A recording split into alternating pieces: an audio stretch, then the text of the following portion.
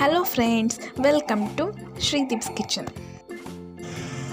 இன்னைக்கு நம்ம கிச்சன்ல சத்தான முருங்கை கீரை பொரியல் எப்படி செய்யறதுன்னு பார்க்கலாம்.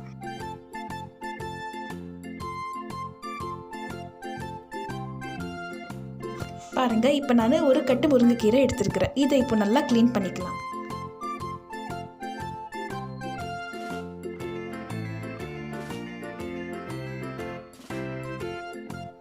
பாருங்க, இது ஒரு குச்சி எடுத்து அது மேலேருந்து நீட்டாக இலை இப்படி எடுத்தால் ஈஸியாக வந்துடும். பார்த்தீங்களா எவ்வளோ ஈஸி. இதே மாதிரி எல்லாத்தையும் க்ளீன் பண்ணி எடுத்துக்கலாம் வாங்க.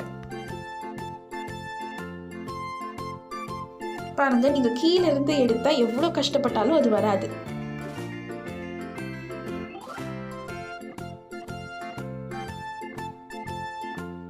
அதுவே நீங்கள் மேலேருந்து எடுத்தால் பாருங்கள் எவ்வளோ ஈஸியாக வந்துடுது. ஸோ இதே மாதிரி ஒரு கட்டு கீரையை நல்லா க்ளீன் பண்ணிவிட்டு எப்படி செய்கிறதுன்னு பார்க்கலாம். இப்போ வாங்க எப்படி பண்ணுறதுன்னு பார்க்கலாம். ஒரு பேனில் 2 டேபிள் ஸ்பூன் ஆயில் சேர்த்துக்கோங்க. ஆயில் நல்லா ஹீட் ஆனதும் 1 டீஸ்பூன் கடுகு சேர்த்துக்கோங்க. இப்போ நறுக்கி வைத்த 3 தக்காளி சேர்த்துக்கலாம். இப்போ ஒரு கொத்து கருவேப்பிலையில சேர்த்துக்கலாம். இப்போ தேவையான அளவு உப்பு சேர்த்துக்கோங்க.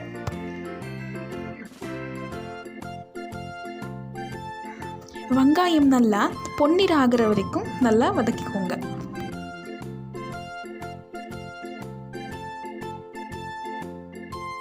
இப்போ நான் நறுக்கி வச்சிருக்கிற 2 தக்காளி சேர்த்துக்கிறேன்.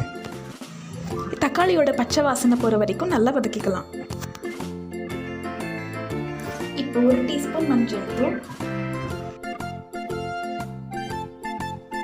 காரத்துக்கு ஏற்ப மிளகாய் தூள் சேர்த்துக்கோங்க. நான் இங்கே 1 டேபிள் ஸ்பூன் சேர்த்துருக்கிறேன்.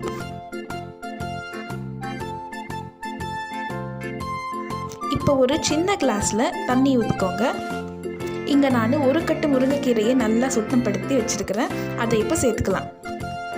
முருங்கைக்கீரையை நல்லா க்ளீன் பண்ணி அதை நல்லா கழுவி வச்சுக்கோங்க.